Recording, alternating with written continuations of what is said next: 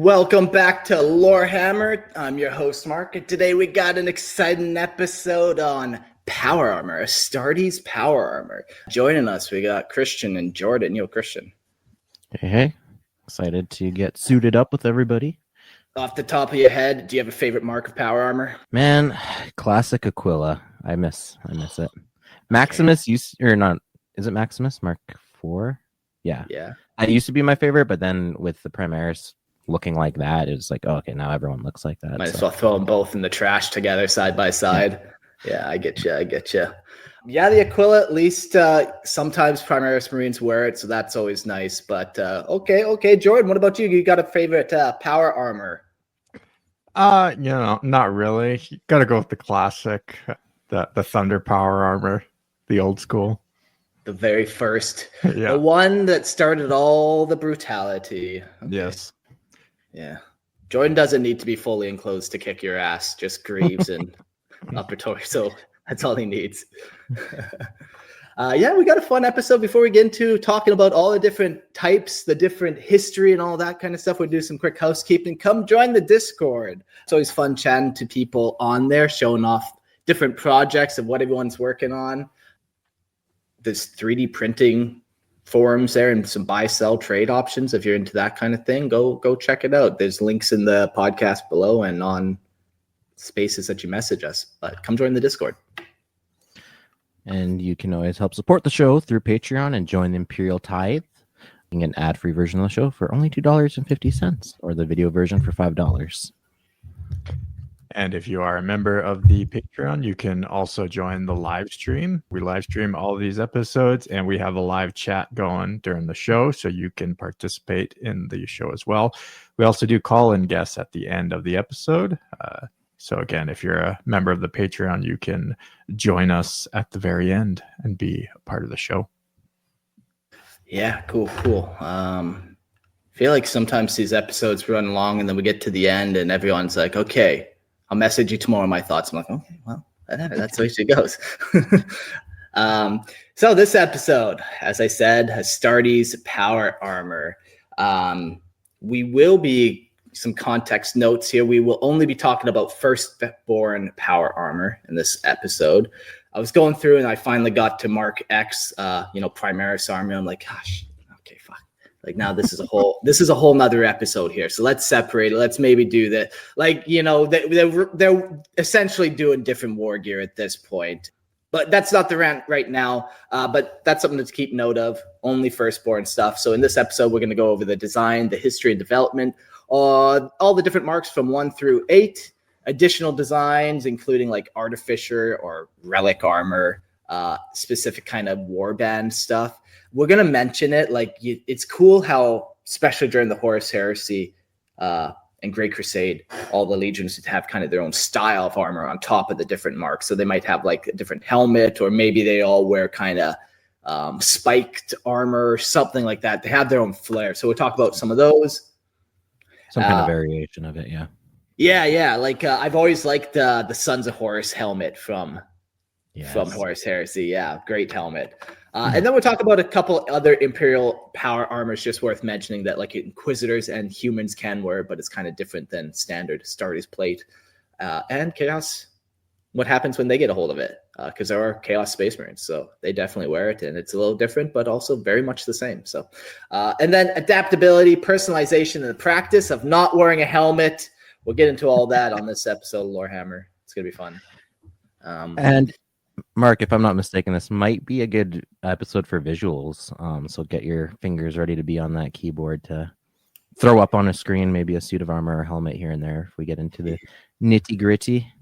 Yeah, on that note, I did just pull some stuff up. There is like classic artwork of all the armor side by side and kind of like a breakdown or like a blueprint kind of style.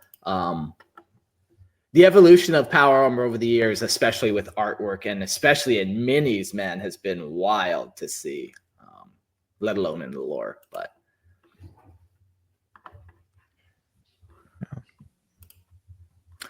cool. Well, let's dive into it. Something just happened to our notes. Christian, someone messed up the notes again. Okay, it's not just me. I'll correct that. Don't worry. I was gonna try and start reading, but I don't have any notes. They're gone. He inserted 60 pages in the notes of nothing except his. Page 72 is where we begin. No. You need a reference. I'm on my phone, so I'm gonna have to scroll all the way down 72 pages. Might take me a second. Okay. Well. What is going on? I've been working on minis while we're waiting. I've been working on a Tau battlesuit, painting active camo and shit. It's always fun. Man, this is gonna take forever. I'm scrolling. I'm going to read the first one, and Christian, you can catch up when you catch up. Let's get into Astartes Power Armor. Power Armor is the pinnacle of combat protection, engineered primarily for the superhuman race or for the superhuman space marines and their corrupted kin among the traitor legions. With rare variants adapted for mortal use, encased in adamantium and plysteel, and wrapped in layers of ceramite shielding. It forms a sealed, unbreakable bulwark against the galaxy's horrors. Every suit is a self-contained war machine, equipped with life-sustaining systems that allow its bearer to wage war in the void of space or the depths of toxic war zones. Integrated Medicaid arrays administer chemical painkillers and a battlefield treatment, while the suit's auto-senses feed tactical streams of data into the warrior's brains. Enhanced sight, sound, and threat protection beyond mortal limits. Yet such armor would crush under any unaugmented body without the electrofiber bundle muscles that mimic and empower every movement, amplifying a Space Marine strength to terrifying levels, turning them into living siege engines. More than simple equipment, an Astartes armor is bonded to them, sanctified through decades of craftsmanship. Each plate and circuit carries a legacy maintained with ritual precision by Armorium, serfs and tech marines, its machine spirits and treasured relics of the chapter's war-forged identity. Each suit bristles with auxiliary systems designed to enhance lethality, auto-senses linked to mind commands, auger relays, vox streams, auditory filters, targeters, and a myriad subroutine honed to kill with the mechanical perfection. Life-sustaining components include combat sims, toxin purgers, and pain inhibitors. The greaves contain stabilizers and mag-lock mechanisms, enabling devastating combat in the void or across shattered hulls at impossible angles. Whew! Alrighty, Space Marine armor is super cool. You get power armor in many different sci-fis. And they do it in different ways. Like Halo, I believe, like their power armor, it's pretty high tech, but they rely more on shielding rather than like pure metal and mass. But I could be wrong. Yeah, no, I believe the Mark V power armor is when they incorporate energy shielding, and before that, it's like a regular suit of armor. But that's when they first encounter the Covenant. So they steal their shield tech and then adapt it. Oh, that's cool. I didn't know that. Yeah. But yeah, you know, every different franchise has kind of their own, like, if you go back to like Starship Troopers, their power armor, like kind of that original, they were like the original drop troopers, shooting down from your spacecraft. That's what literally I was going to say is Starship Troopers is actually like the founding myth of orbital drop troopers and powered armor.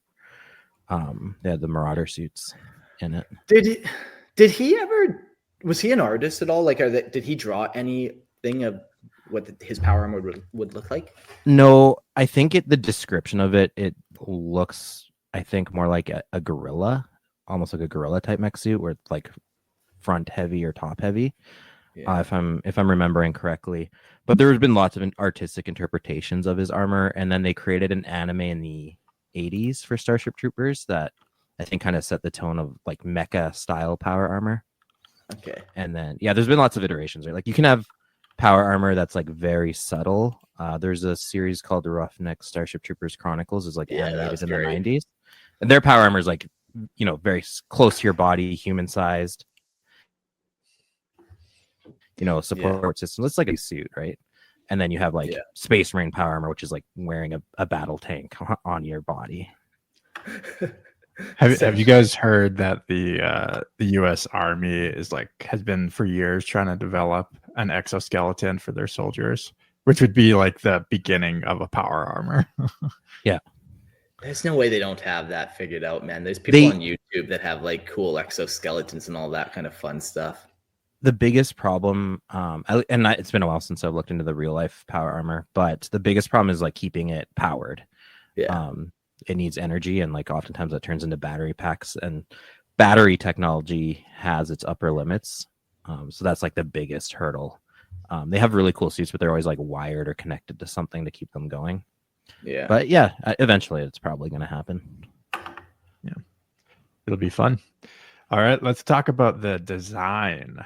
The monumental suits of armor worn by Space Marines are forged from layers of unyielding ceramite, which would cripple a normal being were it not for the electromuscle fiber systems that mirror the warrior's movement and amplify his already devastating strength. The final gene seed implant, known as the black carapace, is embedded beneath the skin and woven with neuroreceptors and bioconnective ports. These sacred interfaces are designed to lock into the armor's spinal and circulatory ports, allowing the Astartes to commune with his warplate through thought alone, merging flesh and metal as one seamless, lethal entity. Without this biomechanical communion, the power armor is inert, its function married inseparably to the black carapace, the defining hallmark of a true Adeptus Astartes. Across millennia of war, numerous patterns of armor, each known as a mark, have evolved. Many are venerated relics claimed by elite units, bearing the likeness of their era and honored by certain chapters as sacred iconography. The care of such suits rests in the hands of tech marines and master artificers, mortals sworn to a life of service and devotion, whose craftsmanship is revered by the chapter, and whose greatest works are treated as relics of war.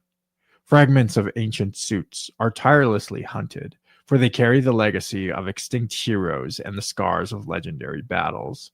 Such pieces are restored with unbroken care, engraved and resanctified as threads in the tapestry of the chapter's history. Power armor seals entirely, shielding the Space Marine from annihilating atmospheres, chemical warfare, contagion, or the ravages of the void. Internal systems include communication relays, autosenses, and countless other augmentations.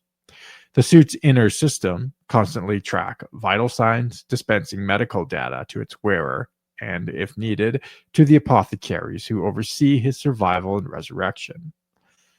The power unit mounted upon the back houses the armor's heart, a hyperdense microfusion reactor, supported by solar converters and banks of energy cells for sustained performance across unending campaigns.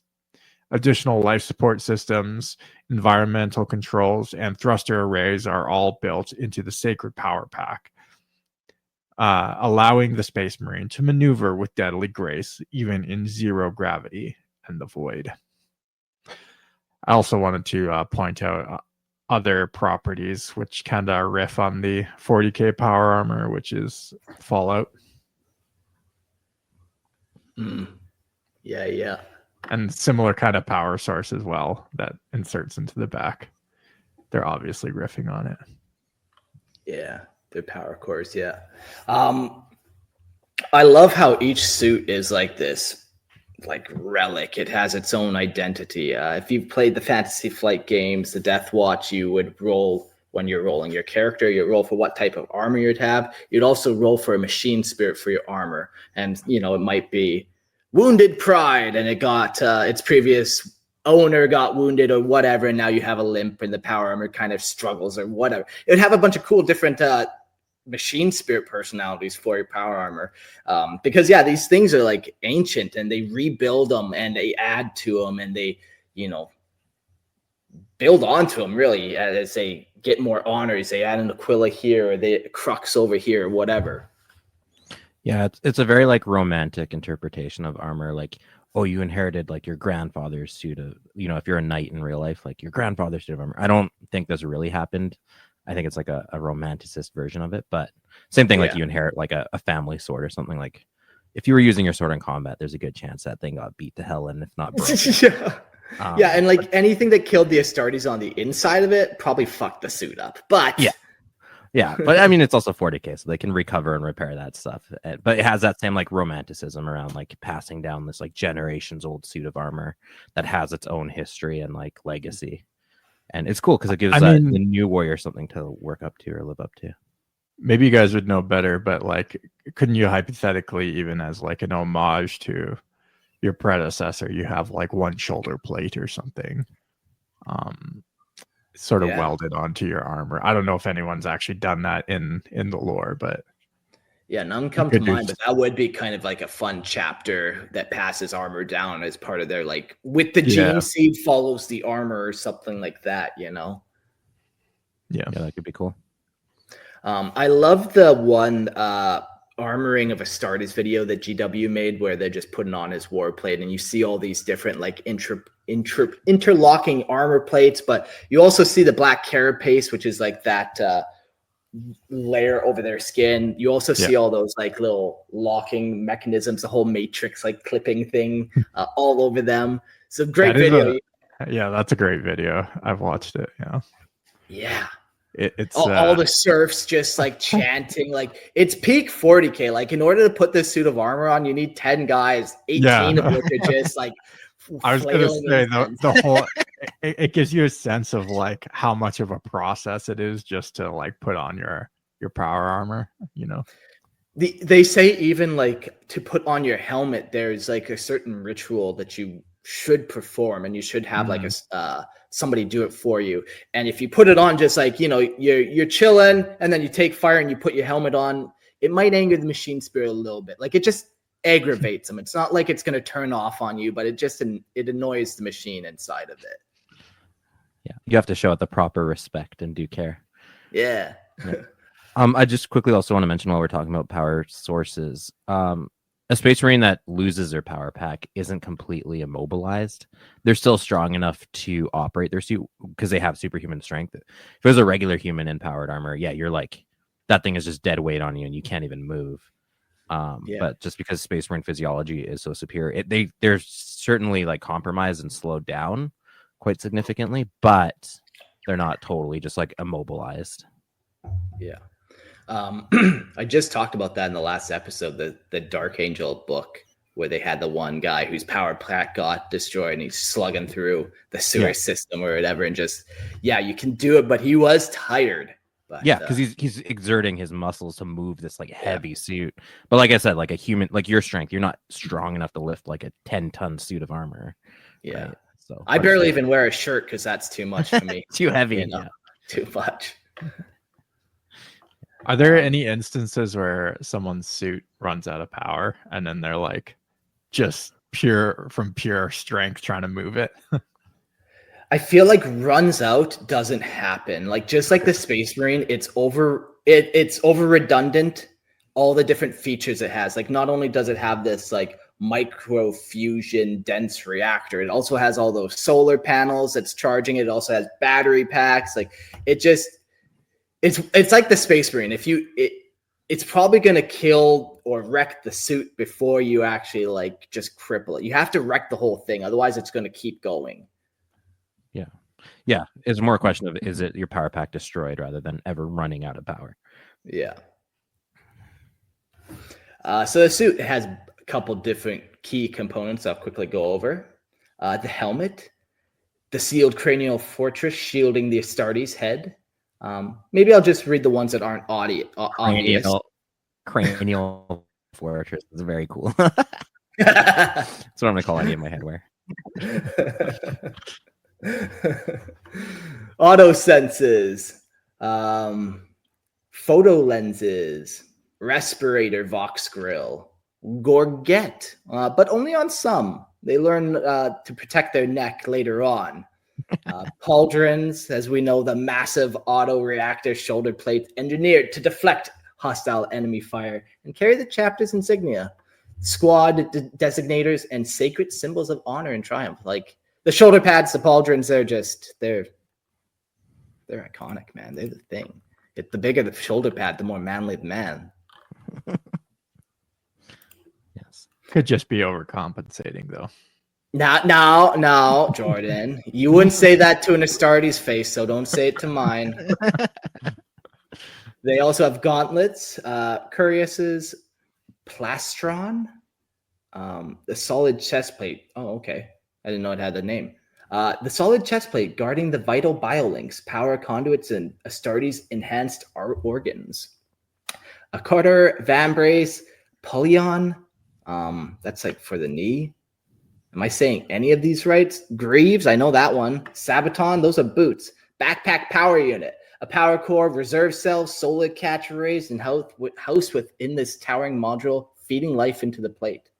Life science monitor. If that suit's moving, that Astartes is still alive. Otherwise, it's once again, it's either it's working or it's wrecked completely, and there's nothing left. So the life science monitor, just look if it's moving. The temperature regulator. They can function everywhere, essentially. Nutrient reservoir. Got to eat when you're slaying orcs, you get hungry. Yeah.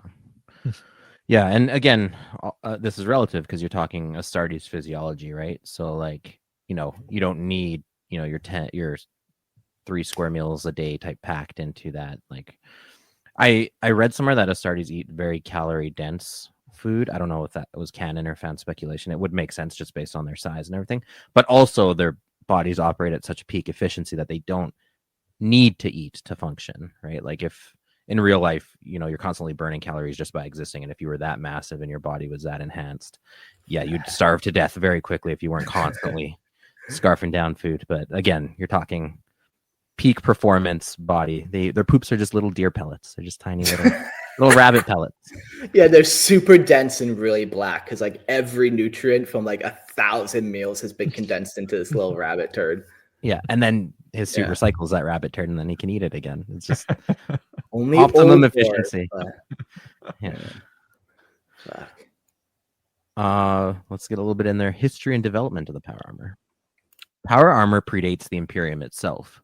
First used by the warlords and techno-barbarians who waged steel-clad carnage across Terra during the Age of Strife. It was later donned by the proto-transhuman warriors of the Emperor's personal cohort, as he shattered Terra's fractured kingdoms and unified the cradle of mankind in the 30th millennium. I like how you capitalize he when you refer to the Emperor. That's like Christian indoctrination, capital G for God, capital E for Emperor. In its most primitive state, the armor was neither sealed nor self-sustaining. As such, environmental protection was unnecessary for operations bound entirely to Terra. Yet through the Imperium's long march across the stars, countless iterations of the armor have arisen. Warfare, necessity, and the rediscovery of the lost human ingenuity, known as archaeotech, have driven the warplate's extraordinary evolution. So yeah, like the first armor, the Thunderwear armor wasn't totally enclosed. So you could theoretically hit them with poisons or have like austere environments that might cripple them without some kind of body or armor modification, like rebreathers or something added to it. But by the time you get to Mark II, they're fully enclosed spacesuits. They can fight in the void. They can fight underwater. They can fight in poison atmosphere. Yeah, wherever you can think of. The image etched into legend is that of superhuman warriors clad in towering shells of ceramite, bearing the double-headed Imperial Aquila as a symbol of dominion. The iconic form of the, quote, Aquila pattern is most often seen among firstborn Space Marines, but is only one of 8 sacred marks deployed across the eons of war. All recent marks remain in service to some degree across loyal Space Marine chapters. True relics of the older variants, however, are all but extinct, hailed as hallowed artifacts linking their bearers to the chapter's ancient triumphs. These elder suits are often reserved for honor guard duty or bestowed upon commanders as symbols of supreme authority. The lineage of armor can be seen as a gradual enhancement of function and form with every era. Yet these advancements are not owed to new innovation, but to the steady reclamation of knowledge from humanity's lost age of technology, resurrected piece by piece during the Emperor's Great Crusade to reclaim the stars. But since the ashes of the Horus Heresy, as the Imperium slid into cultural and technological stagnation, progress in power armor design has slowed to a crawl, leaving the master of mankind's chosen to wage endless war with only fragments of the Golden Age left to them. And then we will proceed to get into each mark here individually in a sec. Yeah. As I kind of mentioned, they do start picking up production again with Primaris and Gravis armor. You know, they kind of learn some new tricks, but for a long time, like pretty much 10,000 years, I was using the same tech. It's fun that the Imperium will often, it's like they will convert things, like convert tools to war, essentially. With Terminator armor, you get old mining equipment, not old mining equipment, but super durable mining equipment, mining armor kind of turned into machines of war. At first, you get the power armor, it's just made for Earth, but then as it expands out, it goes on, and yeah, you kind of get some more different types. Yeah, I mean, that's kind of realistic too. I think the first tanks were built off of tractor chassis. Okay, fuck yeah. Yeah, just armor up a tractor, see what happens. Hey, Granddad, you want to mount this cannon to your tractor? Go hunt some cows? Fuck. Yeah, it is kind of odd. Back in the day, maybe industry led to military advancements, but it seems like today it's the other way around. Like military advancements makes everything first. Yeah. You heard of the internet? Yeah. Many such cases. All right, let's Mark I, not Mark of Lorehammer fame. Mark I power armor, the Thunder power armor. Let's get into that. It was the earliest warplate devised for the Proto-Astartes. It was known as Mark I Thunder Armour. Though this designation came later, in its own age, it was simply called power armor. It was neither sealed nor void protective by modern standards, and falls short of what would later be defined as true power armor. Yet it laid the immovable foundation upon which all subsequent designs would be built. This armor boasted a reinforced powered thorax casing. Sorry. Excuse me. That amplified the bearer's upper body might, allowing him to crush and dismantle enemies with unstoppable force. The suit drew power from a backpack generator, an innovation now so essential that every single pattern of power armor has since adopted. Its title was taken from the raptor's Imperialis, an emblem of thunder and lightning displayed proudly across the plastron. The design evolved from the crude yet deadly powered plate worn by Terra's techno-barbarian warlords in the twilight of the Age of Strife. It served as the armor of the Emperor's Thunder Warriors during the Unification Wars, as Terra was cleaved into obedience and reforged under the master of mankind's iron will. Oh, that's interesting, actually. I never knew this origin story. It's kind of cool. Yeah. Not the first power armor ever invented. Like even at the time of this, during the Age of Strife or during the Unification War, like there were tons of techno-barbarians with power armor types, but this was like either the most efficient or the most durable, maybe even the most like replaceable and replicable as well. But yeah. Could be mass produced, yeah. Yeah, exactly. It'd also just be, imperial history starting from when we started kind of attitude, kind of like China. Like there's no history before this point. So this was when power armor started, when we said it started. Because like presumably during the dark age of technology, they probably had like super crazy power armor that like still hasn't come back around yet. Yeah. The armor was not exclusive to the first true Space Marines. Many of the Emperor's earliest engineered warriors had worn versions of it before the Astartes existed. Crafted for planetary combat, the suit lacked airtight sealing and environmental systems, rendering it useless beyond atmosphere and gravity. Only the chest and arms received power support, reflecting the brutal realities of the era. Firearms were scarce due to technological collapse, and so melee force and strength were the ultimate weapons. The armor's name stems from the raptor Imperialis, the storm-winged lightning bolt the Emperor favored during the Unification Wars, before he adopted the double-headed Aquila as his symbol in the Great Crusade. This meant the suit came to be known as Thunder Armour. It was built on local ad hoc basis with no two suits exactly alike, each forged with improvisation and unique warlike intent. The focal point of the design was the massive upper shell, armored and powered to deliver catastrophic force in close combat. Energy conduits under the torso plating fed power from the backpacks to the arms, granting terrifying physical prowess. Combat on Terra in that age was savage and intimate, so strength in the torso and limbs was essential. The legs, however, remained unpowered, shielded only by padded material or crude metal plates, depending on the resources at hand. Some of the most elite carried armored greaves and plated boots, but even these enhancements could not change the nature of the suit. Its unpowered lower frame and primitive engineering caused it to emit the loud mechanical clatter of ancient machinery, making stealth a luxury it could not afford. That's interesting. So I guess was the original Thunder Armour, man, in my mind, I thought it was a lot more uniform than it's described here, but was it like a lot smaller and lighter?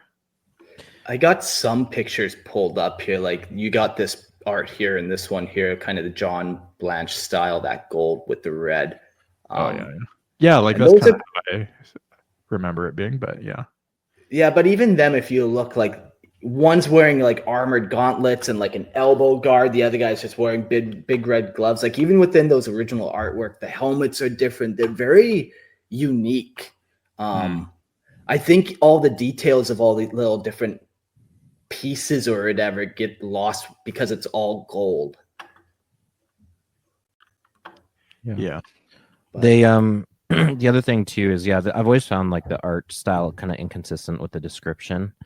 They always emphasize a lack of armored legs, but like any official model, like mark the picture right under the one you're looking at there, that's like an official Rogue Trader era model, right? And like really, if you just saw these pictures, you wouldn't know that the legs were unpowered. They look almost like a suit of armor, of regular power armor, just with a different kind of helmet variation. Even the gloves you can see mimicked in some of the Chaos Space Marines still wear kind of like that gloved gauntlet. yeah. So you wouldn't know unless it was actually described to you, like, the lower half is actually not powered. But yeah, like Mark, you were saying too, even if you look at the Blanche artwork, if you scroll back to the top, there's one guy who's wearing a helmet that looks almost like an Aquila pattern helmet. No, the other one. Yeah, that one underneath there. That helmet style is very reminiscent of the Aquila, right? Like in theory, like that could just be a rebreather that the guy attached to his helmet, right? Yeah. As like a custom trait. I've seen versions of Thunder Warriors too with like chainmail underneath their leg parts, which is really cool. I'm not sure if that was official or not, but yeah, there's all these kind of subtle variations that don't necessarily translate between description and physical representation. But there's also not been a lot GW's done in terms of like official, this is a Thunder Warrior, this is their art, it's all like kind of pieced together. Yeah, like it's all from like Rogue Trader, like the 80s type lore era, we've never seen a mini from the last 10 years for them, 15, 20. Yeah, 30, dang. 30, yeah. Getting old. Exactly. Yeah. But from the pieces we do have, the other thing too, Jordan, that you mentioned on size is that Thunder Warrior is actually bigger than Space Marines. So just on sheer size, their power armor was probably about the same size, if not bigger than Astartes power armor. Just because the guy underneath was a big boy. Yeah. Cool. Grim in the chat says, wouldn't the size, kind of riffing on what you just said, wouldn't the size have changed from MK1 due to the sheer size of a Space Marine compared to a Thunder Warrior? Yeah. Just Thunder Warriors were big beefy boys. Yeah, I feel like the Space Marines, they're highly efficient. They might not need to eat, but the Thunder Warriors are eating after every battle, during the battle. Sometimes they're eating the people. Like they're eating to get that big. They're just eating your face. Yeah. Drinking your blood. Yeah.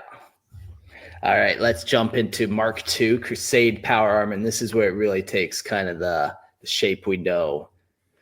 Mark II Crusade power armor emerged in the twilight of the Age of Strife and became the warplate of choice during the Imperium's genesis, worn by the Astartes who spearheaded the Emperor's Great Crusade to reclaim the scattered dominions of humanity.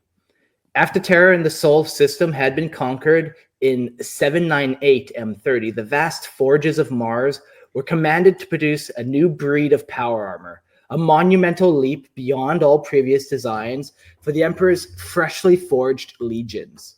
This masterpiece became known simply as Crusade armor. I'll pull that up here if we just wait 1 second. Mark II Crusade armor. Yeah, pretty cool looking. Yeah. This masterpiece became known simply as Crusade armor, forged explicitly from the Imperium's first great galactic campaign. It was the first fully sealed and void-capable suit of the Imperium armor, making it, by common definition, the earliest true power armor.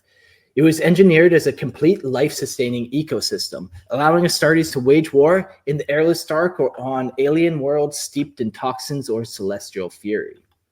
The suit was constructed from countless interlocking rings of ceramite, layered in microscopic circles that overlap like the scales of a steel leviathan. Each plate built for strength and flexibility, but maddening to repair. Larger armored segment crafted with these rings were linked with precision, enabling greater mobility across the battlefield while shielding vital machinery within. These adaptable plates sections ran across the torso and legs, granting unmatched freedom of movement for such dense armor.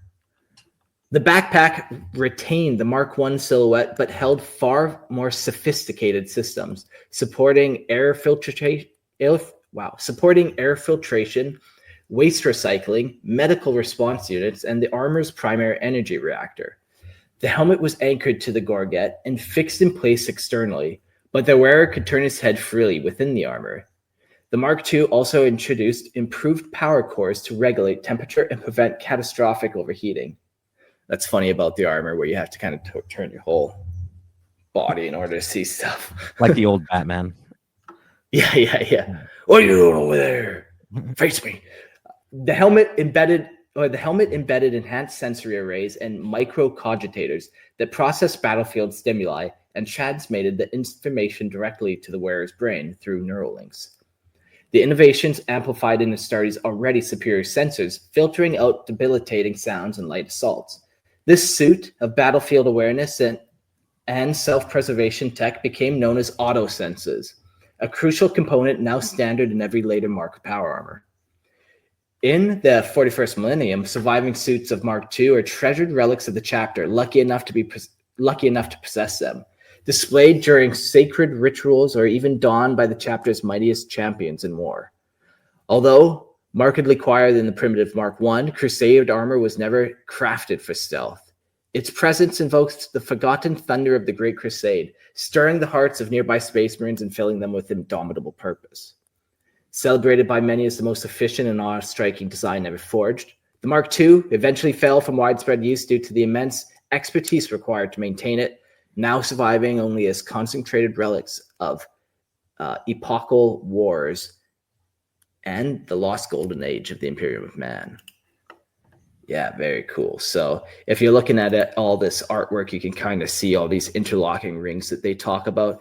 It's crazy how flexible like old medieval suits of armor were, because they did this kind of same thing. They would just kind of do this whole rivety segment down the whole thing. You can just get really bendable. Yeah, for when you get folded in combat. Yeah, a lot of people have some misconceptions about real life armor. It's not that it doesn't inhibit your movements a lot. It's not that heavy once it's all on you. Like Mark and I both have owned suits of armor, and currently own suits of armor. And yeah, you can do quite a bit in them. But yeah, the Mark II is supposed to give you this idea of like, okay, it's heavier, it's a little more cumbersome, but it gets the job done. They did a retcon the neck thing semi recently. When they're currently releasing new Heresy armors, and they're always subtly going back and changing little details. And one thing is that neck posability. Did they actually come out and say it was a change, or just based on how they hobby their mentioned models? one of their codex that they had created like a variant that allows your neck to move. And again, that goes back to the inconsistency. So they had released Forge World released Mark II armor a while back when they were doing the Horse Heresy model series, and a lot of their Mark IIs had posable heads, so it's a typical thing for GW miniatures. So they kind of retroactively like, oh yeah, that was always a thing. Even the ones that they released recently, like, yeah, their heads are totally posable. Then you get positions like this guy where he's standing looking down at you to the right, and you're like, oh, right. What did I do wrong? Or what did he do right? He's just lording over you. Cut you down with the chain axe. So yeah, that was like a subtle retcon that they had done with it. Also broadly, like as inspiration, because this is going to come up later as well, but these helmets, both for the Mark II and the Mark III, start to look like great medieval great helms. Is kind of like their style of helmet. They're really cool. I like them both quite a bit. Yeah. But, that kind of helmet sort of is emblematic of the sort of the 30K era, right? Yeah, but there are a few that do make it to 40K. I was actually just about to mention that next is if you look at Helbrecht, the chapter master, High Marshal of the Black Templars. His armor is very reminiscent of this armor, which I would say it is probably like a heavily modified Mark II. He's got the telltale rings around his greaves. And then his helmet, a lot of the Black Templar helmets that look, again, that great helm design is reminiscent of either Mark II or Mark III. So they're kind of sometimes hard to tell the difference. I think Mark II typically has like one linear visor across the whole set of eyes, where the Mark III helmet has two eye holes, which again, a lot with the power armor is like subtle variations. It's not necessarily true for all Mark II helmets. I'm sure some have two separate eye holes. But yeah, very much that great helm. You see the rings in his shin pads. I'd say if not his helmet, you were a betting man. Yeah, I'd say his armor is Mark II and his helmet's probably a Mark III. God damn, the drip on that guy. Yeah, and there's a couple others. I think their Castellan figure has also probably Mark II greaves as well. But it's kind of cool that those lives never be this cool. Fuck. Yeah. But yeah, I was like kind of looking at whenever they release hero characters, because usually they have the most custom armor. I was kind of trying to like ID what pieces came from where. A lot of these, another thing we should mention too with power armor broadly, it's a lot of the pieces are interchangeable. We'll get into it later when we get to later marks of armor. But yeah, you could be rocking like a Mark II helmet with like a Mark VI torso and like Mark III arms or whatever. Like, yeah, kind of recycling and piecing together what you got. And on that note, let's move on to Mark III. Iron power armor. As the Great Crusade drove ever closer to the galactic core, the Astartes collided with the defiant squat homeworlds, whose ancient stubbornness resisted even the Emperor's will. Deep within their fortified labyrinthine holds, brutal tunnel warfare raged, forging the need for a new breed of armor designed for unyielding assault. The relentless attrition faced by the legions of Astartes in cramped void corridors and subterranean hellscapes drove the Mechanicum to craft the Mark III pattern power armor, perfected for boarding actions and claustrophobic combat where retreat was not an option. This suit was engineered for warriors who advanced without cover, breaking enemy lines with unstoppable force. Its raw strength. I love that propaganda. So this suit is made for the best warriors who only run forward. Do you want to be cool? You want frontal assault armor? Get in the frontal assault. Yeah. Its raw strength. Its raw strength earned it the moniker Iron Armour or Armorum Ferrum, revered in High Gothic. Unlike its Mark II counterpart, the Mark III was not a replacement. Rather, it was a brutal specialization, a fortress designed for grinding warfare in mines, void tunnels, and ore-choked battlefields. Its reinforced front plates came at the cost of rear protection, unsuitable for fluid warfare, but unmatched in direct confrontation. Yeah, that's another thing we should quickly mention is different legions, kind of depending on what kind of warfare they engage in the most, might skew more so to one suit of armor versus another. For example, this would be good for like Iron Warriors or Death Guard, who are used to those like brutal assaults and grinding attrition warfare. That isn't to say not all legions can use any suit of armor. Like I'm sure there's Raven Guard and White Scars who will use Iron Armor too, but it's probably rarer because it just doesn't gel with their style of combat, which is more fast and fluid around the battlefield. Yeah. Shut up, Greg. He's just the one guy in Mark III. He can't turn his head, so he has to turn his whole body. He's always like, They never take him on stealth missions. The suit's helm is a hardened wedge of sloped plating, engineered to deflect lethal fire from any angle, an innovation that would shape future Mark IV and Mark VI designs. This iconic silhouette would evolve into the predatory Corvus pattern of Mark VI, a symbol of Astartes' terror. The Iron Armor is an unyielding engine of war, loud, grinding, and incapable of stealth. Yet its presence on the battlefield is a declaration of dominance, and its legacy inspires awe and devotion in every Space Marine. Though based on the Mark II frame, the Mark III adds reinforced panels across every vital surface, greaves, forearms, chest, and beyond. By the 41st millennium, it endures as a ceremonial relic, but its design remains a testament to the relentless brutality of the Imperium.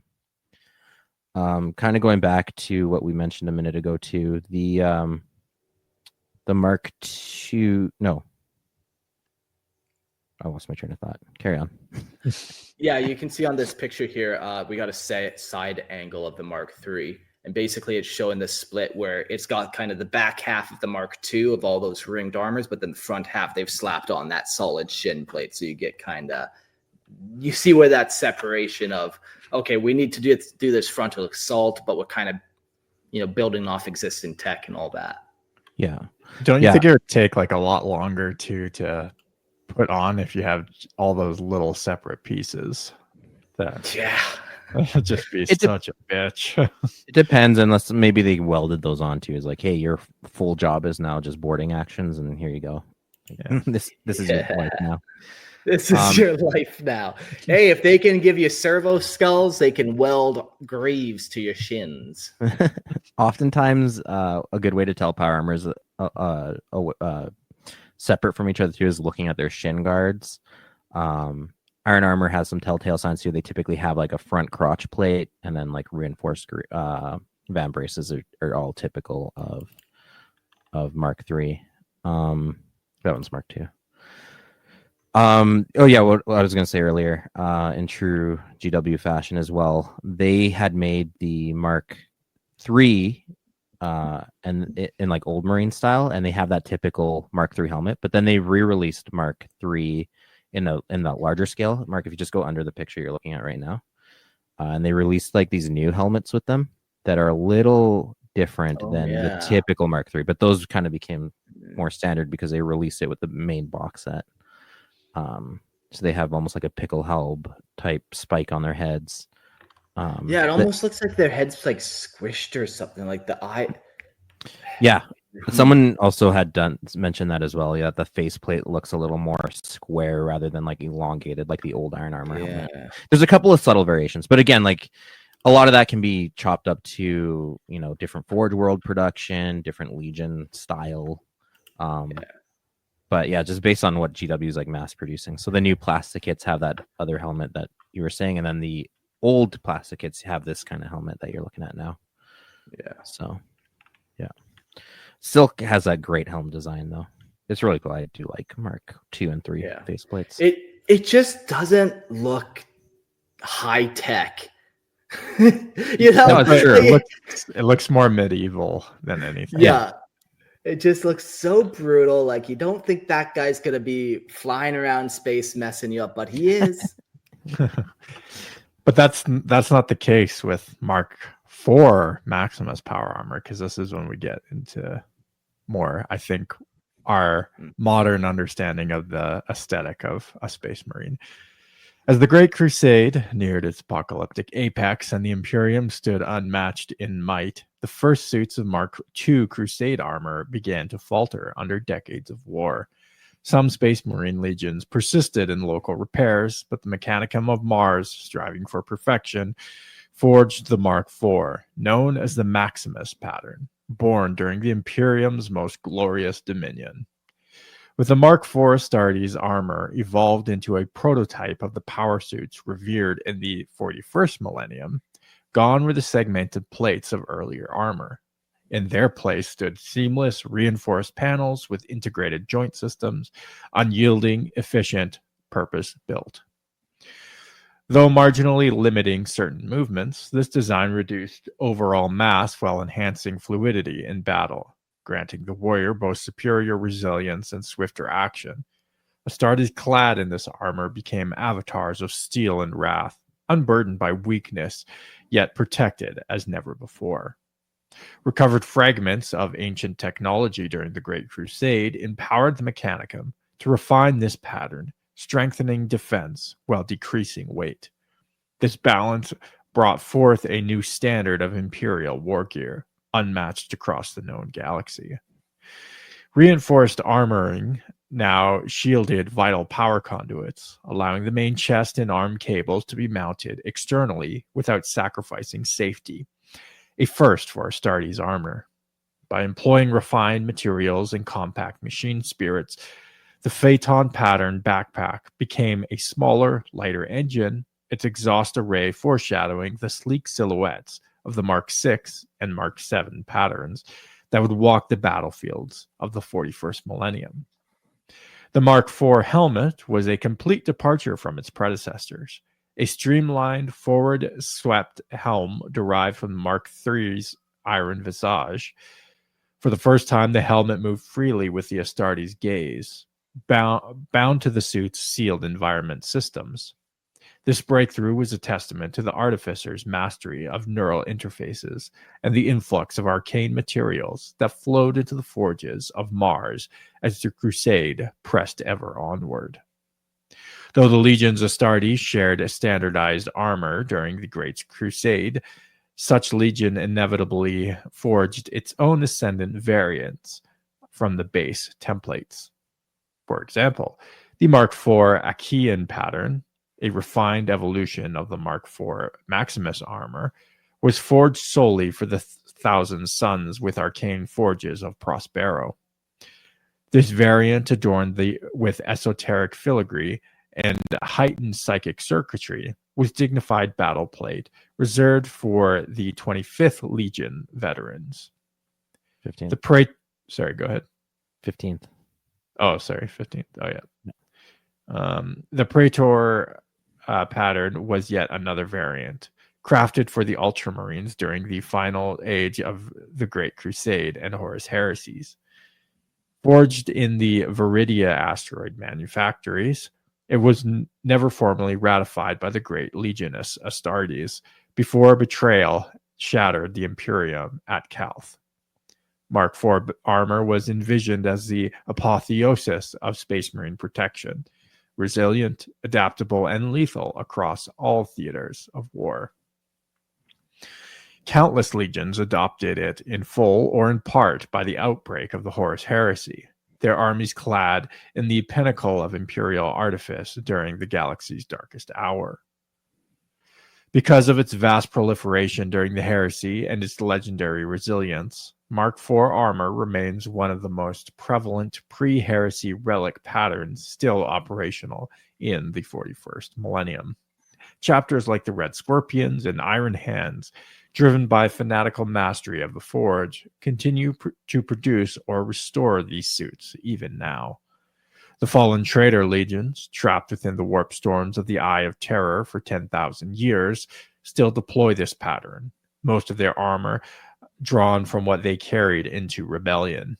Many Chaos Space Marines combine ancient Mark II or IV plating with pilfered newer parts to remain war-ready.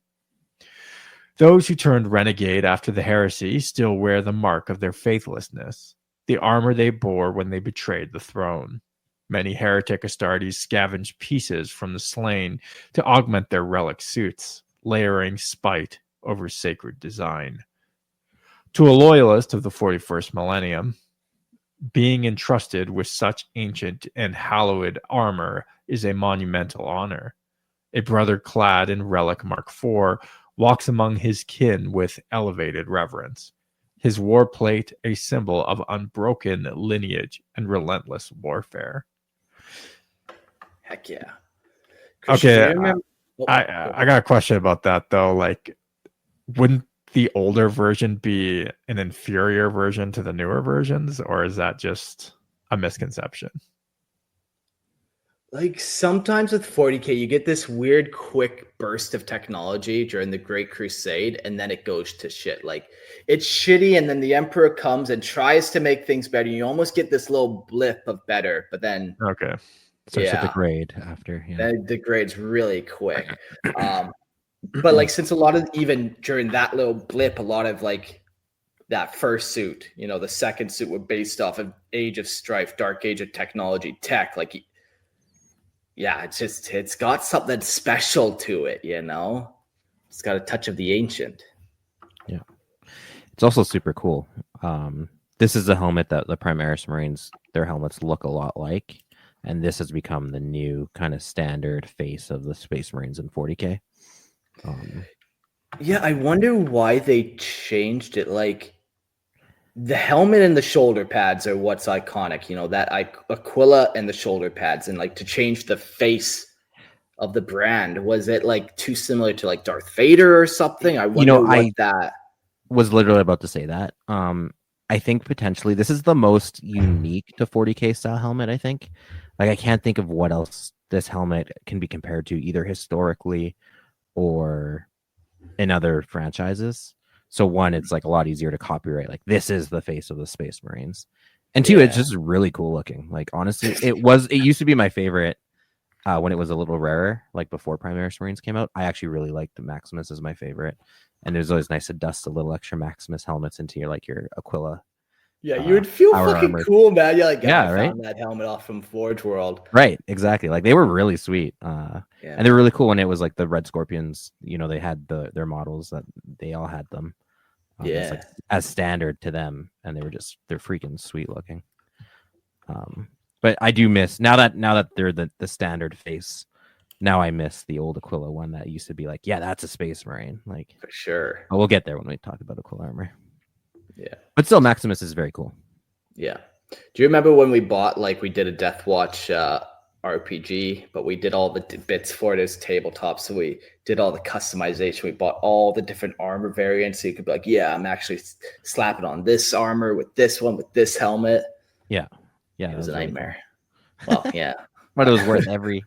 And that was when you really had to buy, like, certain model kits only had like one piece that was from this Mark set, so you had to buy multiple boxes to get, like, we bought like the Captain box, like the 5th edition Captain box, like 100 times just to get certain things. Like, we were dedicated. I was sick. I was like I mentioned, I'm working on like a Tau battle suit. I'm like, oh man, I'm missing a bit. And my wife's like, oh yeah, what bit is it? And I showed her. I'm like, oh yeah, you know, it'd be cool to mount that. And then she hit buy. I'm like, babe, that was an $80 bit. You don't know what you did. I was just dreaming. But yeah, sometimes you just got to do that to get the cool bits, you know, whether it's a railgun or a Maximus helmet. You just got to do what you got to do. Yeah. Let's jump into the Mark V Heresy Power Armor. The Legion's ascension to Mark IV armor was incomplete when the heresy erupted. Many of those newly clad in advanced warplate turned traitor, while the Loyalist legions fought on an aging Mark II Crusade armor. With Worlds of Flame and War Supplies lines shattered, the Loyalists' ability to restore their shattered suits was strained to a breaking point. This variant of power armor was engineered by artificers and tech marines as an uncompromising solution to the devastation of the heresy.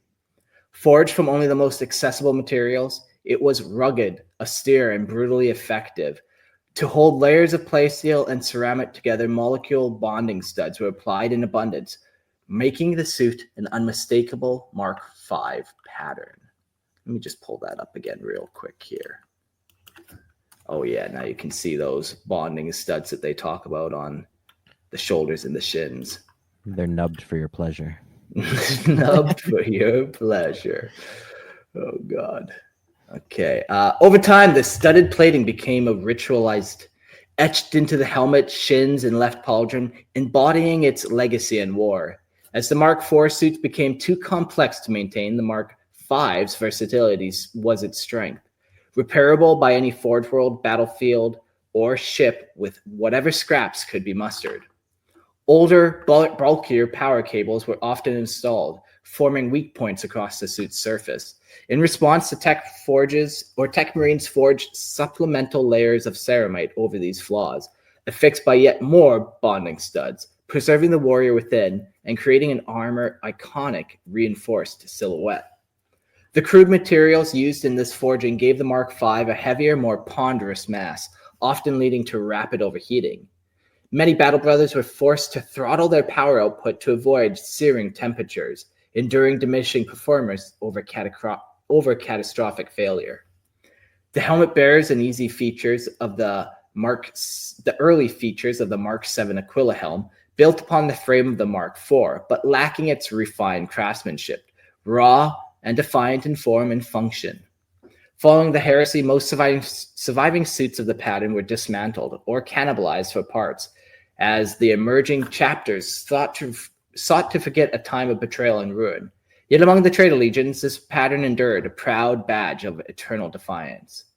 Heresy armor carries the weight of the Imperium's darkest chapter in its bloody triumph. The chapters rise from and the emperors rise from ashes. A battle brother clad in Mark V is greeted with somber reverence by his peers. Yet to inquisitors who know the twisted legacy serves chaos still, such a suit might be a silent warning, a relic of treachery cloaked in power and steel. Yeah, so the heresy armor, you get this like brutal look, both with just like the helmet goes to like that Darth Vader-esque look, the grill very prominent, and the studs. I always found it weird. Like Mark V is almost not a true unique suit. It's more so like a cannibalizing and butchering together of multiple previous suits. But the helmet was always like quite unique. And like you said, Mark, it was almost like the dawn of what will become the Aquila helmet. But like I'm just kind of thinking like, is that like a stripped down Maximus face grill? Like if it's not truly its own suit of armor. I think it is though. I just think it was like more rushed with the R&D. It was like, we're taking a step back with this suit, but we need to make some suits. And like, if we win, we won't be using this suit anymore. Right. It was just a stopgap, kind of like just get it out there. Yeah. Like, I know what you're saying. Like, yeah, there are definitely parts where they cobbled it from here and like, but. And that could just be me. Like that was just always my interpretation is like, it was just ransacked and put together. But you're right, there could have been like some innovative pieces, like maybe the faceplate or the helmet altogether is like a unique thing to it that they did design, but it's like just get it out, get it on production. And then the other thing too is like these reinforced bonding studs can technically be added to any armor, so you might get a Mark VII that looks like, you know, this heresy-esque studded out armor. So another cool note on the bonding studs is sometimes typically you see it with traitor legions and chaos, but certainly I think Imperial forces could use it. They have more of like a triangular jagged bonding stud, like little spikes rather than, you know what I'm talking about, Mark? Yeah. I think a lot of Sons of Horus have that design. Maybe I'll find that. Sons of Horus. Yeah. Sons of Horus. I know, I heard the same thing, which isn't wrong. Yeah. Yeah, there we go. You can see now on this guy, he's kind of got those spikes going on. It might be they're more spike studs than rounded studs, but yeah, for sure. Cool. Yeah, and then this one pretty much like stopped production. Like they did it, and as soon as the Horus Heresy ended, it stopped. The Imperium doesn't use it anymore. It kind of just came and died out. Yeah, like very short-lived. Very short-lived. Yeah, I like those helmets. So I want GW to drop a Heresy box of Heresy type armor, and I'm just gonna sprinkle those pieces all across an army. And those helmets especially will be sick, especially Chaos armies. Yeah, it would look really awesome. Yeah. All right. Let's get into Mark VI Corvus power armor. This enduring warplate variant hails from the tumultuous days of the Horse Heresy, forged as a true successor to the Mark IV Maximus pattern by the Grand Forges of the Mechanicum. It remains a staple among the chapters of the 41st Millennium, distinguished by its predatory beaked helm and its studded auto-reactive pauldron, reinforced through molecular bonding to absorb and deflect punishment beyond mortal comprehension. In the fires of the heresy, the Mark VI was engineered for absolute resilience and effortless field maintenance. Its redundant circuitry allowed shattered or rare finds to be replaced with coarse components without compromising protection or war function. It introduced new fail-safe systems, including dual power feeds and redundant cabling hidden beneath ceramite plating, reinforced with heavy greaves to endure protracted merciless warfare.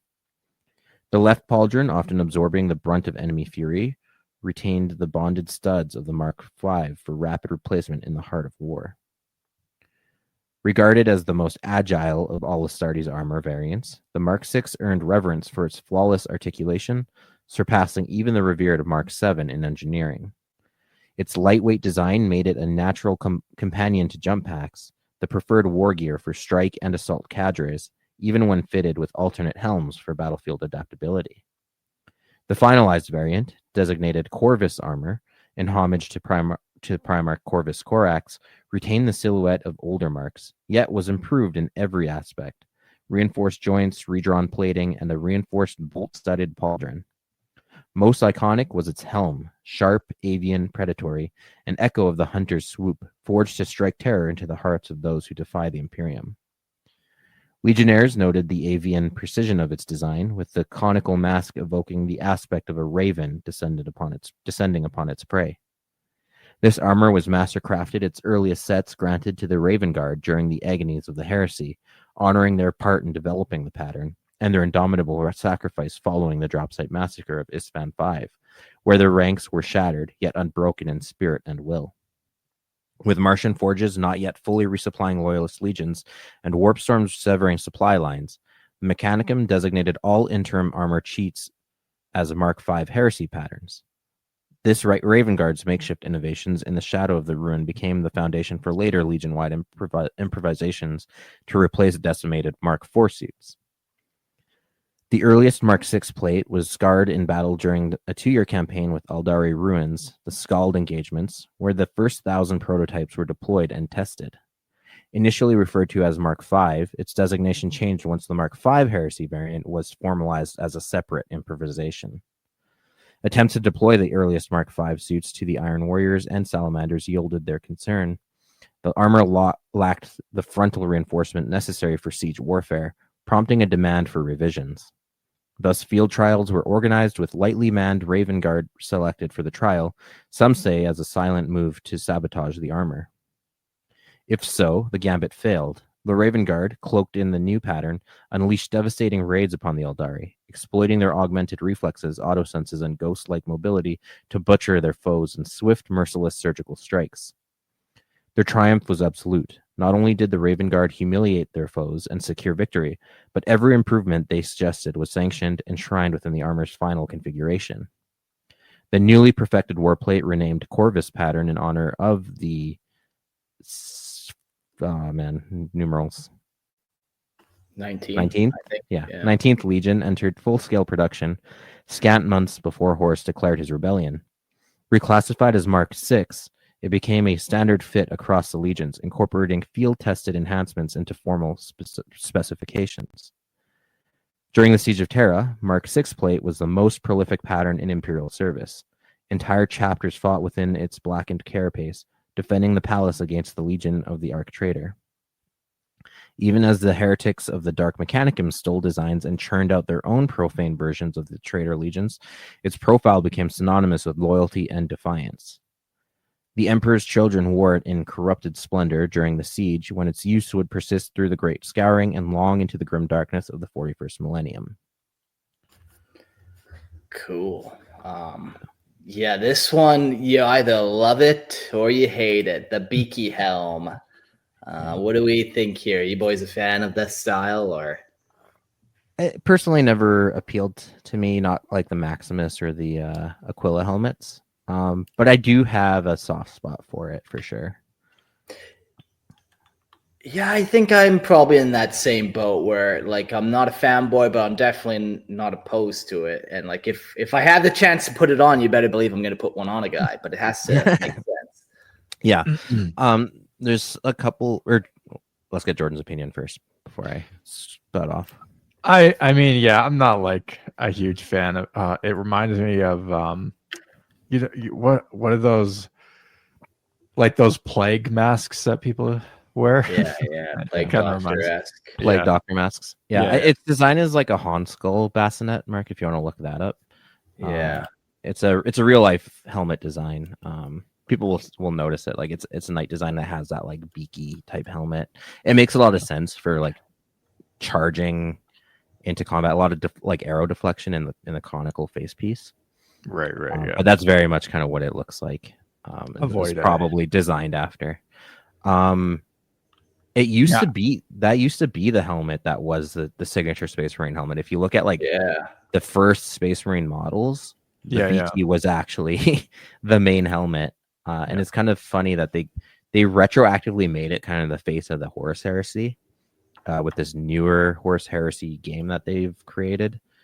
It's become like the standard helmet, which is odd because they have a full suit of Heresy armor.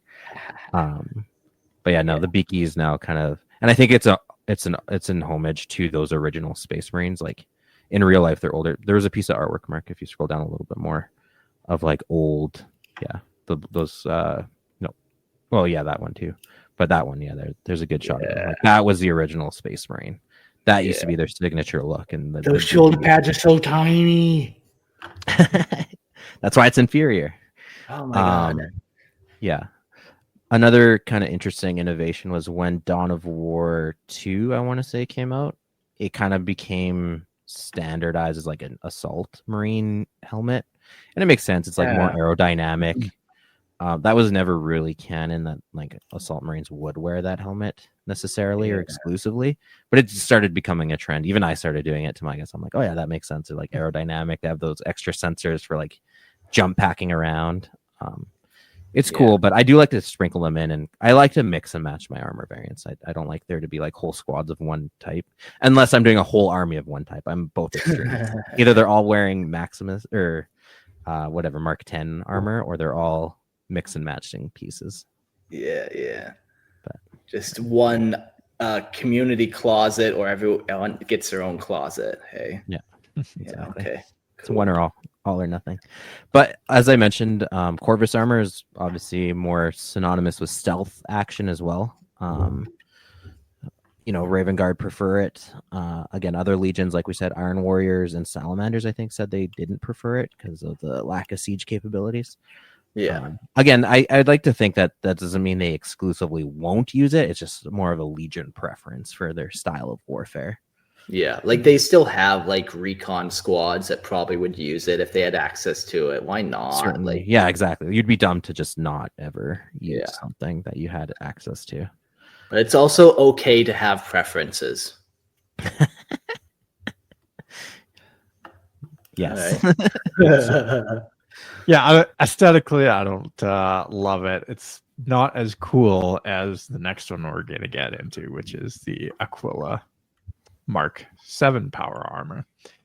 This augmented battle plate, designated Aquila armor, is the prevailing power armor worn by the Space Marine chapters of the late Imperium. Forged in the crucible of the Horus Heresy's final days, the Mark VII has endured unbroken for over 10,000 years, a testament to its relentless design and unmatched protection for firstborn Astartes across the galaxy. Its reinforced chest plating shields the once glaring Mark VI vulnerability, the exposed cabling now safeguarded beneath the twin-headed Aquila, an imperious symbol of loyalty. The helmet, compact and precise, follows the lineage of the Mark VI Maximus design, but evolves into a more impenetrable combat-optimized form. The Mark VII stands as the last evolutionary step from its predecessor, forged into the siege of the Sol system, when Mars fell under traitor control. As the Mechanicum withdrew to Terra, their final works were integrated into this suit, seeing delivery to loyalist legions just as Horus turned his guns upon the throne world. The armor's visage is fierce and imposing, featuring a grim vox caster and breastplate marked by either the Aquila or Imperialis, symbols of divine authority. These marks earned it names like Eagle Armor and Armorum Impetor, embodying the Imperium's uncompromising resolve.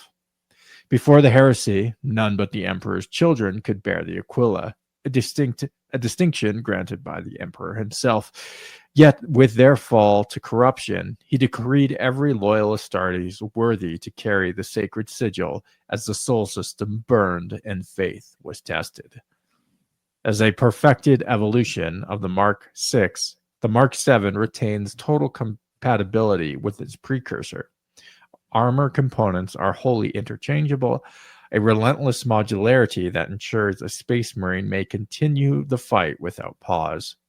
A Mark VI helm can lock seamlessly onto a Mark VII plate, requiring no additional refinement, proof of the armor's enduring unity and its place in the awe-inspiring pinnacle of Astartes wargear. So that just gives you the canon lore open to put that beak on your helm if you really want it. Yeah, if you really want it, might as well.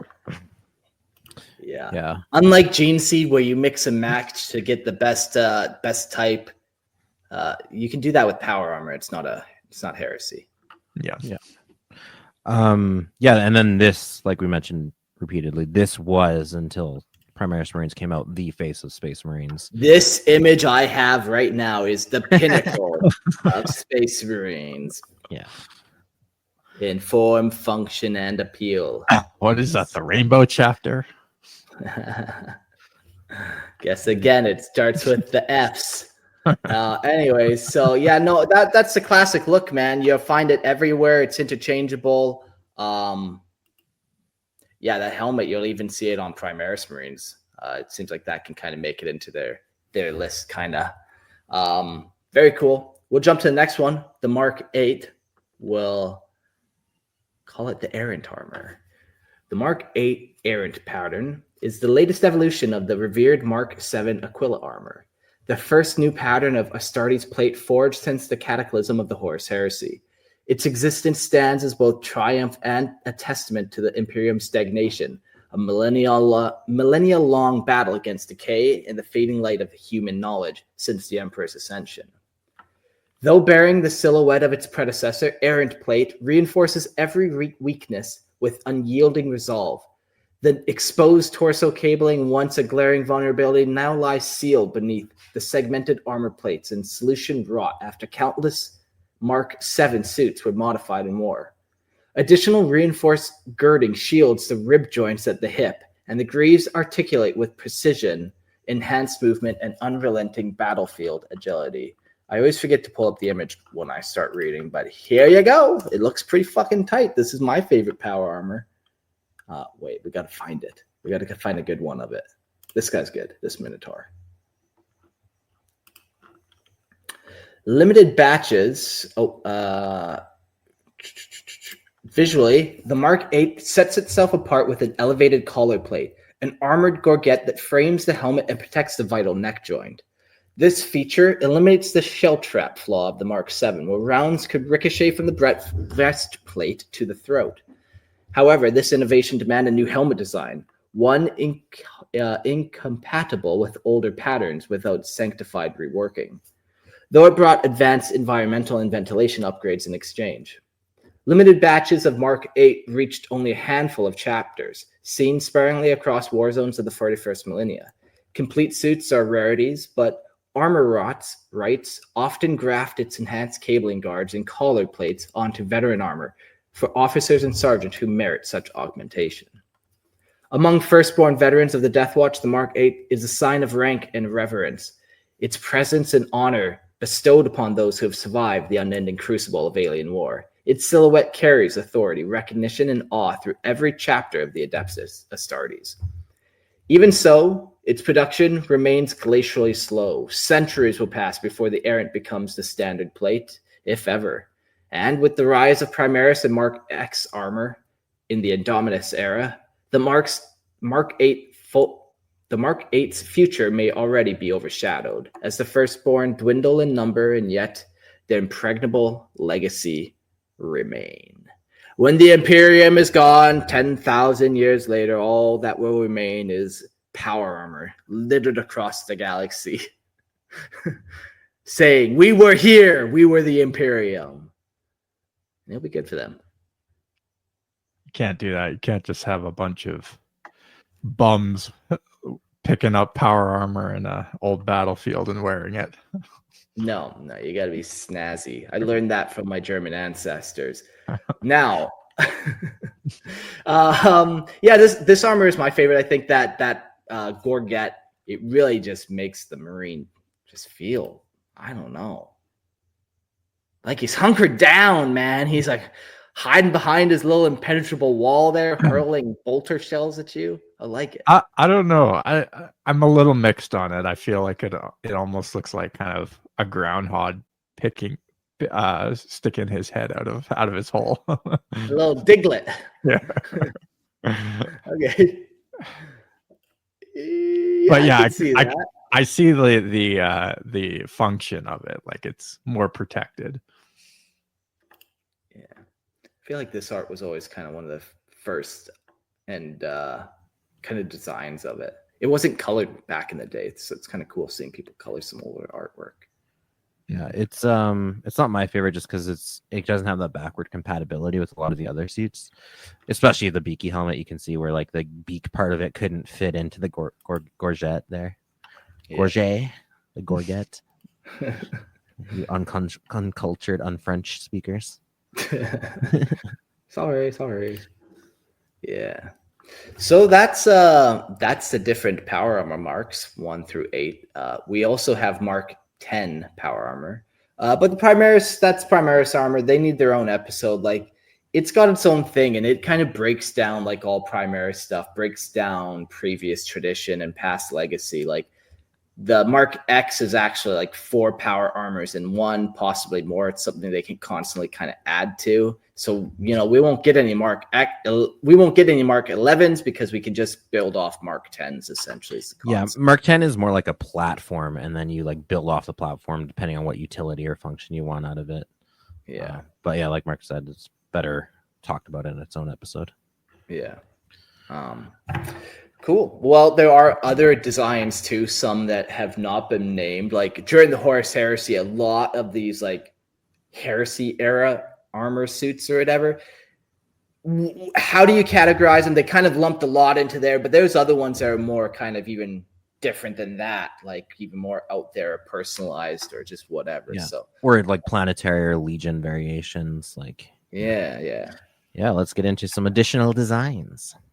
Non-standard patterns of Astartes power armor, ranging from individually crafted artificer suits to experimental or battlefield forged variants, stand apart as rare and formidable relics within the wider Imperium.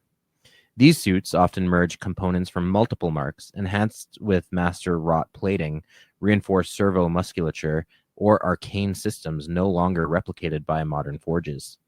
Some are the result of centuries of incremental modification, shaped by the needs, scars, and victories of their wearers. Others emerge from the skilled hands of tech marines who labor to refine machine spirits far older than their chapters. Whether exquisitely ornamented, brutally utilitarian, or uniquely specialized, these non-standard suits embody the ingenuity and individuality of the Astartes, standing as proof that even within rigid doctrines of the Adeptus Astartes, the art of warplate evolution endures. Yeah, it's also like it's real, like in real life. A lot of times, like in combat, people will like modify what they kind of gear they carry or what their kit includes, or just based on like stuff they learned while fighting. Like, oh man, I always get shot in this area, right? So I should reinforce that piece.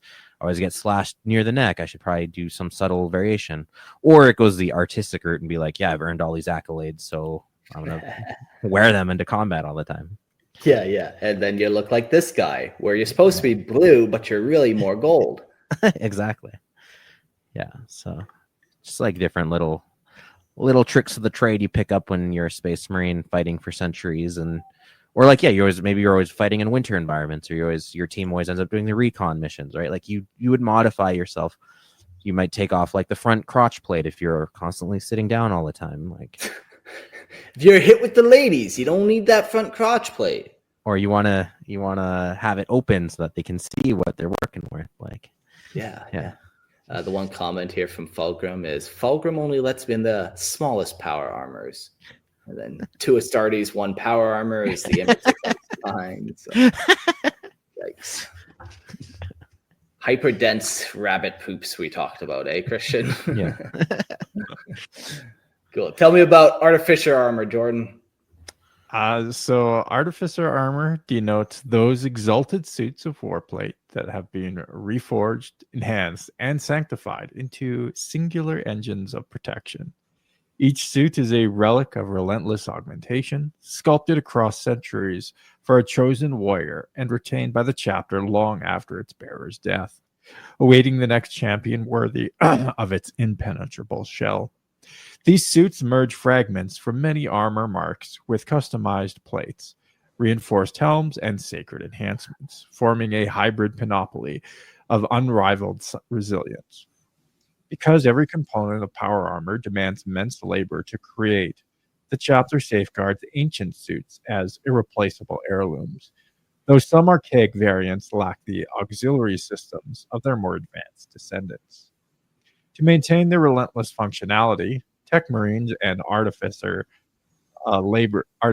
labor constantly bonding new mechanisms into old plate, restoring sacred joints, and grafting one-of-a-kind upgrades into each venerable suit. Many such modifications are non-standard, crafted solely for the armor that bears them, while ornate battle honors accumulate upon their surface, encoding entire histories of campaigns in adamantine relief. Over time, these plates become living monuments of war, their augmented systems surpassing the protection offered by a newly forged suits of standard issue power armor.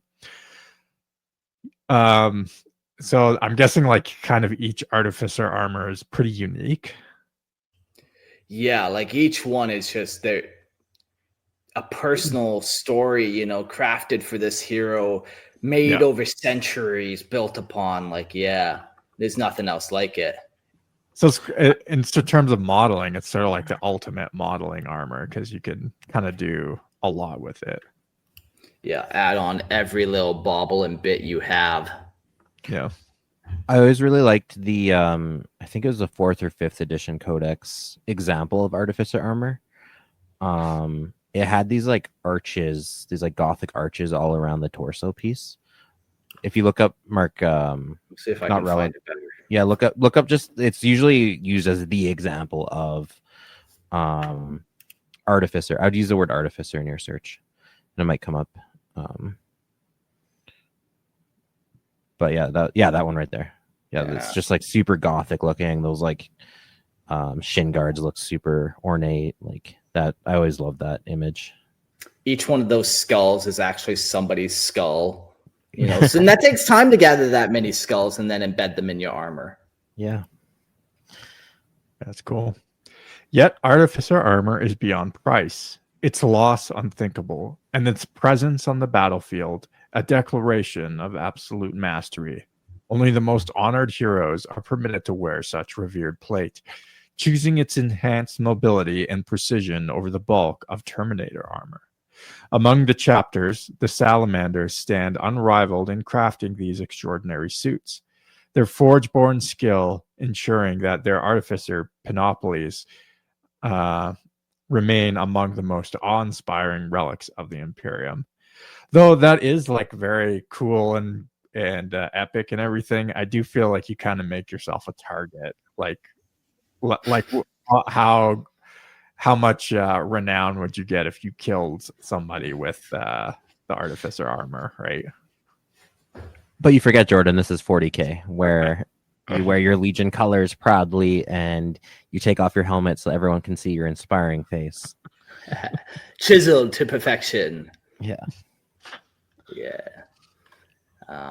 The Artificer armor. pretty cool. You know, I just picture master craftsmen making this power armor. Every wire is perfect. I've worked with some yahoos in the trade before where they should not be electricians. And that's why I'm no longer one. So, you know, there's people out there making cool power armor, and these ones are it. Yeah, and then you get to some more personalized Legion-specific stuff, chapter-specific stuff. So across the millennia, countless Legions, chapters, and renegade warbands have reshaped the form of their power armor, forging distinct designs, especially in their helmets, to declare their lineage and allegiances. Some craft severe angular visors reminiscent of their Primarch's visage, while others adorn their helmet with sigils, crests, and brutal war trophies that proclaim loyalty to the Emperor, to the chapter cult, or whatever cause. Among the Imperium's loyal sons, such variations serve as sacred heraldry, binding warriors to ancient traditions. Among traitors, the same alterations become twisted mutations or savage iconography that mark their devotion to dark powers. In every case, their helm designs are more than mere protection. They're visual oaths, shaping identity and signaling allegiance on the battlefield long before a single shot is fired. Yeah, you remove your identity, you cover yourself, and you put on the chapter's heraldry. Like, you become the chapter for sure. And yeah, the helmet's definitely the most personalized thing that kind of happens, I feel. Yeah, it's also great for selling extra bits to people who want to customize their legions. Yeah, if you look up, like we mentioned earlier, the horse hair, or sorry, oh my goodness. No, not Horus Heresy. The Horus's Legion. What are they called? But before it's Black Legion, Sons of Horus. The Sons of Horus Legion. Look up like helmet or something like that. They have a really cool, unique pattern. It reminds me a lot of almost Maximus in Gladiator. That's always kind of the helmet design that it reminded me of. Whether or not that was an inspiration, I have no idea. But yeah, it's a pretty unique angular design and faceplate. They also have a good example too, or the Thousand Sons have a pretty unique style, like we mentioned before. If you look up Achaean helmets, Blood Angels, and they have like death masks. Yeah, where it's like a gold face. Yeah. You know, we could name every legion because all 20 of them came out with their own helmet style. So yeah, let's do it. Buckle in. Buckle in. Let's start from the top. From the top. A lot of Dark Angels. Well, you don't have to look up everyone, but a lot of Dark Angels have a lot of like this knightly aesthetic, where each helmet just like is just unique and different, but they all look kind of like knight-like. Yeah. So yeah, like we said, every legion has kind of a little flair. All right, shall we move on? Yeah. All right, let's get into the other Imperial power armors. Though synonymous with the Adeptus Astartes, power armor is not exclusively theirs. The Sisters of Battle and select Inquisitors wield lesser forms of powered plate. However, these suits, while formidable, lack the transhuman enhancements, deep environmental protection, and terrifying mobility of true Space Marine armor. They echo its form, but can never replicate the godlike union of flesh, steel, and coated wrath that is an Astartes in full warplate. Bitches. Yeah. So, like, good example, Sisters of the Battle, they all wear power armor, but it's a lot smaller. It's not quite the same as Astartes power armor. Same, a lot of Inquisitors. Yeah. Yeah, it's just not the same. A good Inquisitor's Cortez has a really cool suit of power armor. At least he did until they remodeled him. Yeah, whoa. But yeah, like if you didn't know any better, you'd think he was a Space Marine just by the way his armor looks, but it's not. Yikes, man. What did they do to this man's hips? What did they do to my boy? Look how they massacred my boy. Oh my god. Look at the older one, Mark. Look at the older one. Yeah, that's the older one. Don't hurt yourself anymore.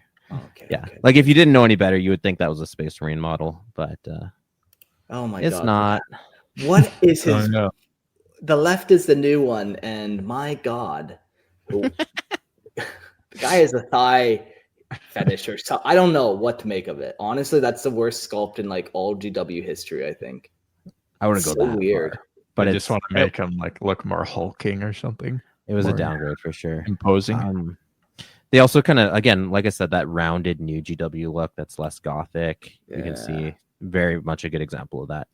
Is all like big empty plates and no detail. Yeah, this is another great example of a shitty Inquisitor in power armor. This one's not as bad, actually. But I was gonna say I don't hate this one actually. But so just weird proportions. I feel the armor is like the knee plate is huge. Like it doesn't have the same massive shoulder pads either that we know and love with the Astartes. So I'm kind of just and I think that's also a visual thing. Mark, go to the Inquisitor right underneath there. A lot of these power armors they're a lot more slender. They're more human-like.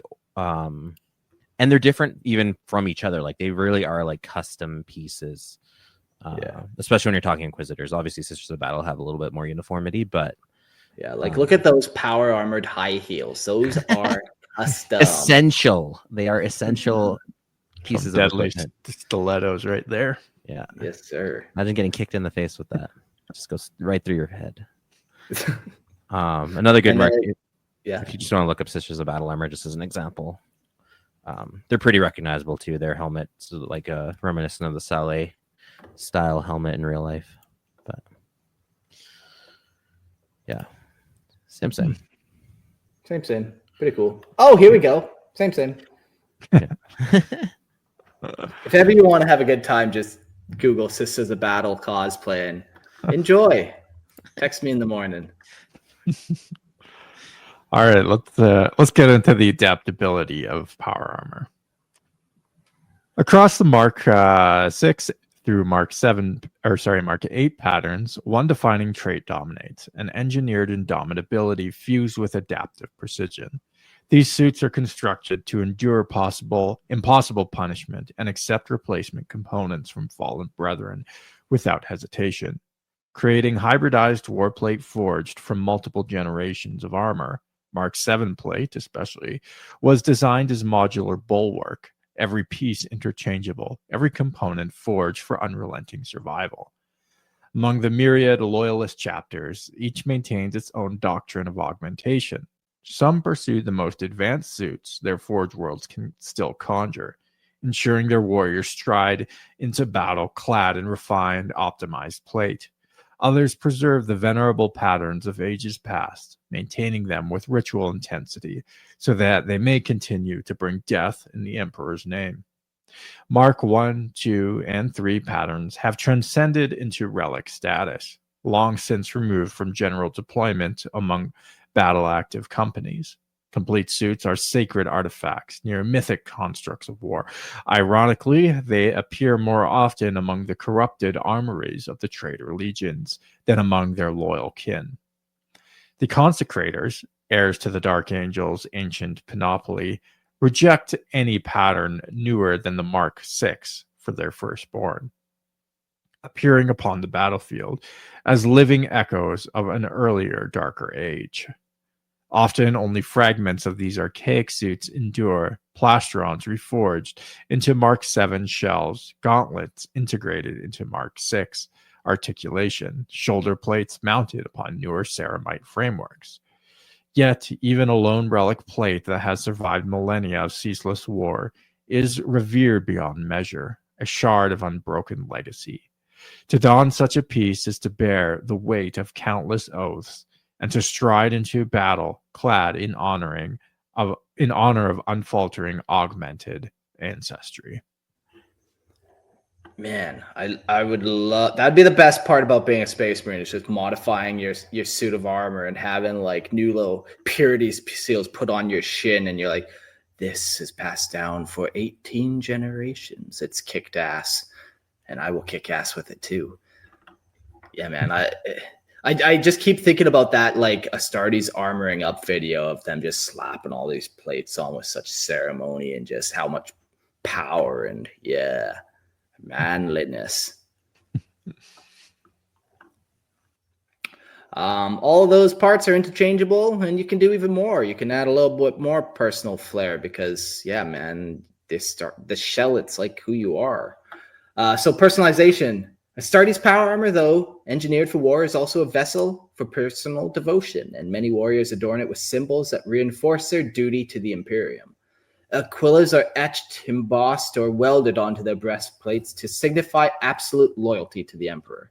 While purity seals flutter from greaves and vambraces as tangible proofs of faith, cruxes, whether the crux terminatus of veterans or the more humble chapter-forged variants, are affixed to shoulder guards or goguettes, marking the bearer's service, honor, and hard-won survival.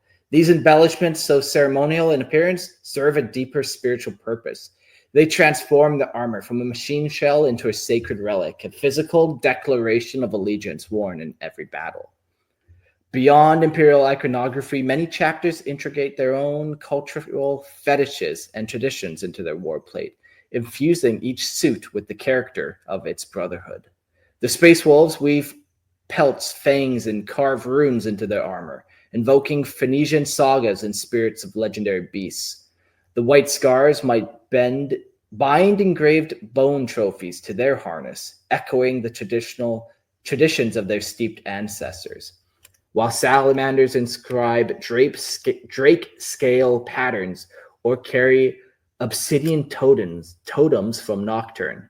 These adornments do not merely embellish their armor, they root the Astartes within the chapter's identity, reminding each warrior of heritage, ritual, and oaths that shape his purpose in the endless wars of the 31st millennium.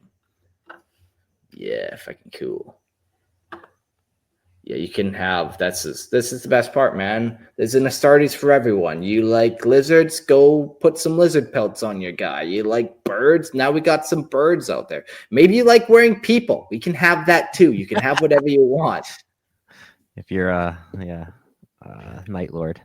I should also mention that even painting your armor, all the Space Marine Legions paint their armor different colors, right? Like, yeah, they do squad marking. They have like both symbols that are like marks of honor, or they wear colors that signify like functional purposes, like rank or squad, or like combat function, right? Like all those are also different personalizations. Some have like little personal heraldry that you can identify them on the battlefield. I mentioned this in other episodes, but I'll bring it up again here. It's kind of strange what color ceramite and adamantium actually are underneath. Two significant legions that don't paint their armor, or are said to not paint or embellish their armor all that much, are the Iron Warriors, who have silver armor, and the Death Guard, who have white armor. And both are allegedly unpainted or not as decorated, which is a question that still lingers. I guess ceramite is white because literally GW makes a paint called ceramite white. But yeah, the Iron Warriors are also said to not paint their armor, embellish their armor too much. Same with the Iron Hands as well, and they both have silver armor. So that is a lingering question for me. I want answers, GW. I want answers. God damn. Oh man.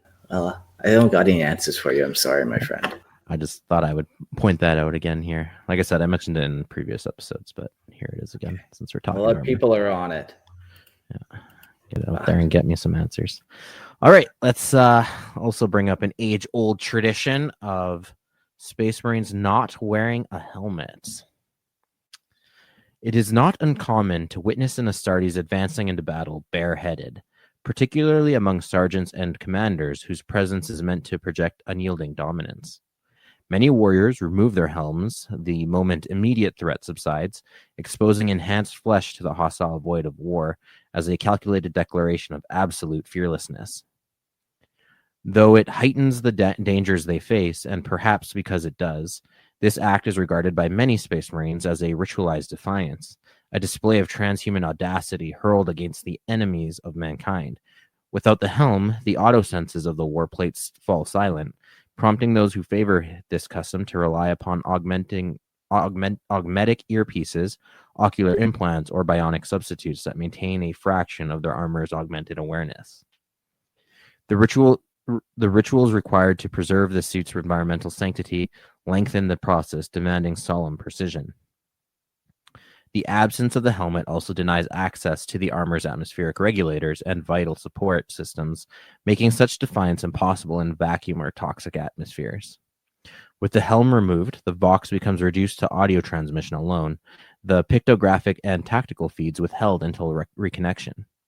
Yet commanders who lead uncovered are often revered more fiercely, their warriors emboldened by the raw demonstration of risk embraced without hesitation.